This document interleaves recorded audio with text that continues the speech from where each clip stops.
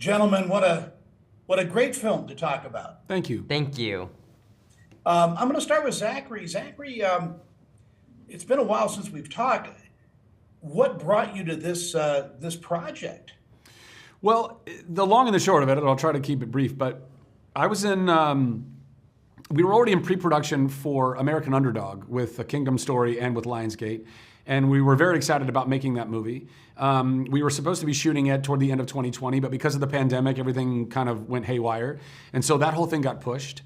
And because I wasn't working for a while and I was really desperate to be getting back to work, I went to the Irwins, John and Andy of Kingdom Story, and I said, hey, listen, guys, pushing this film, American Underdog, is really breaking my heart. And I know that a lot of the crew that was lined up to do that film were also really, hankering to get back to work.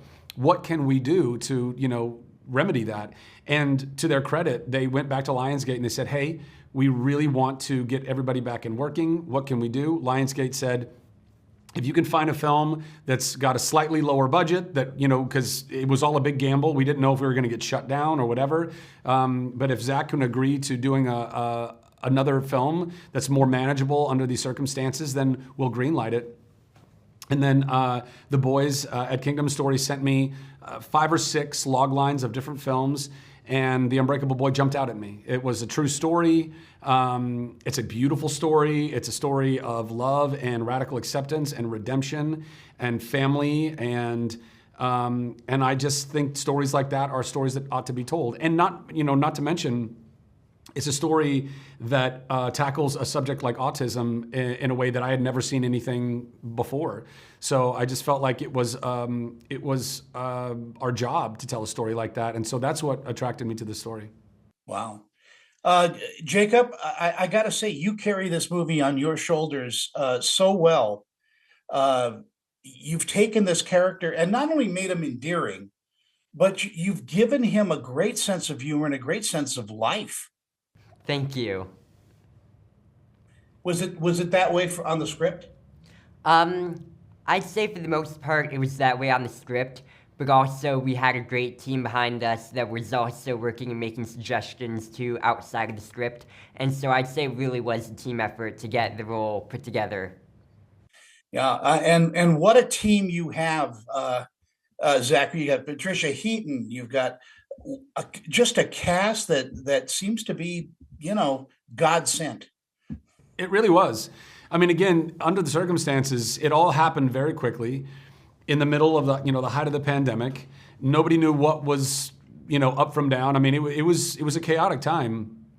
And there were a lot of people that didn't want to work. They were afraid. They wanted to stay home. And then there were others that were very much wanting to get back to work.